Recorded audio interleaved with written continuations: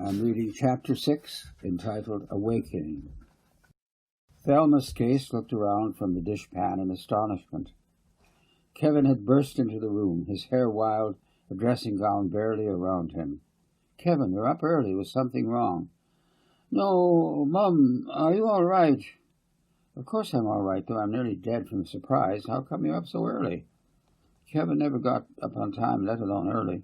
"Where's Brian?" "I don't know. Where is he? Is he all right?" "I suppose he's in bed. Didn't you see him?" No, Kevin was shouting. "I haven't been in bed. I've been—" Kevin turned and rushed out of the room. She could hear him taking the stairs 2 or 3 at a time. "It's all right, Mum. He's here." This came down to her from Kevin moments later. Well, thought Thelma, where else would he likely be? Still, it was unusual. Brian was usually up first, struggling to breathe until he had something to eat, and so they often had a largely silent mother and son tete-a-tete. Thelma herself was an early riser, though this did not mean that breakfast appeared for the family within minutes of her getting downstairs. She was always dressed in slacks or summer shorts, and she moved quickly around the kitchen. But she was always distracted by the numerous things that hadn't been done the night before, and so any member of the family in need of a quick breakfast was apt to be impatient. Brian was such a member. He had to eat to get breathing again, usually, and he would come down and fix his cereal and toast while his mother fussed with tidying or organizing or getting food from the freezer for later use. On occasion he would make her breakfast, and even his father's. The little girls were usually up next, but he found it easier to leave them to his mother. And even on school days, when his bus would be arriving at the corner shortly after 8:30, Brian would be there, but Kevin would be late and in a fog. While Thelma's bond with her firstborn was such as only mothers and firstborn sons can fully understand, though they seldom understand it themselves, this was a rather precious time for Thelma and number 2. Brian was always inclined to ask questions or to make statements about the world of nature or the world of people, more about the former, and these were the source of both mystification and pride for his mother. Recently, his phase had been geological and scientific. "The sun doesn't come up, Mother. The earth dips towards it," or "night is really a shadow rotating round the earth." It was rewarding to see some of her own intelligence reflected in Brian, just as it was both rewarding and painful to see her own temperament reflected in Kevin. Kevin reappeared. He had brushed his hair and climbed into some clothes. He was moving warily, a little like a drunk man who is not sure whether the objects around him are 6 inches or 2 feet away. But otherwise, he is not his usual fog-bound morning self. His eyes were alert, and the slightly groping nature of his movement was based on heightened rather than lowered awareness. "Brian there?" "Of course," said Kevin unconvincingly, sleeping without a snore or a cough.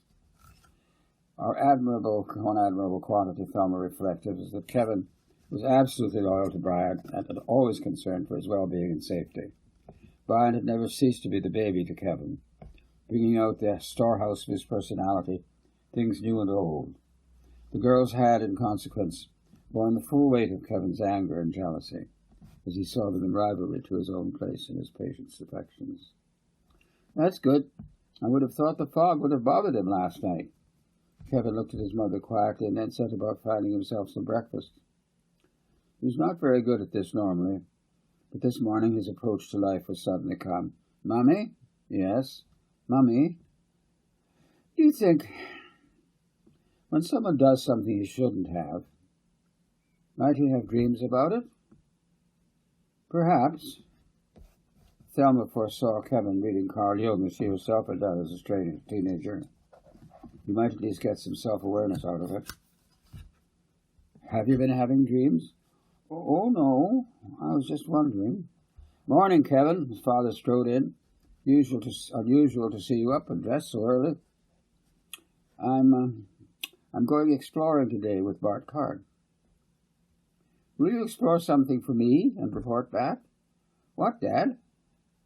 Explore that excavation down there being done by the earth mover. We'll see what Mr. Bondworthy's outfit is up to. Spy out the land. That's a good day's work for you kids. I want a full report. That Bondworthy's a skunk. Mind you, don't get too close to his machines or fall into anything, said his mother. Whatever else you do, don't go playing wet war games and attacking the men, or we'll be in real trouble with that gang. Albert Scace was taking his son's expedition quite seriously. Kevin was flattered and suddenly felt very grown-up, an ally for a change.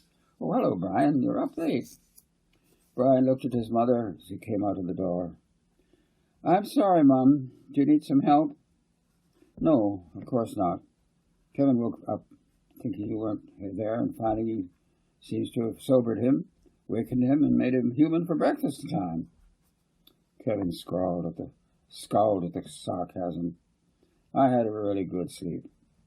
Kevin looked up when Brian said this, but no hint of an unusual mutual secret was found in Brian's eye.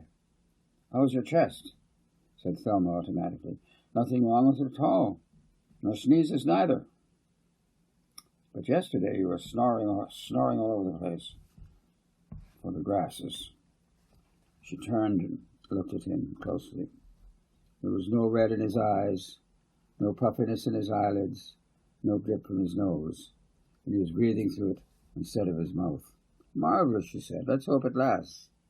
Come, Kevin, let's go meet Bart. But aren't you hungry, Brian? No, Mum.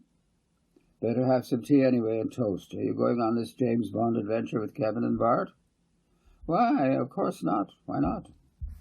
Normally, at this time of year, Brian had to keep quietly to himself, or asthma would lay him flat. This is the end of Chapter 6 of Drumlin Fever.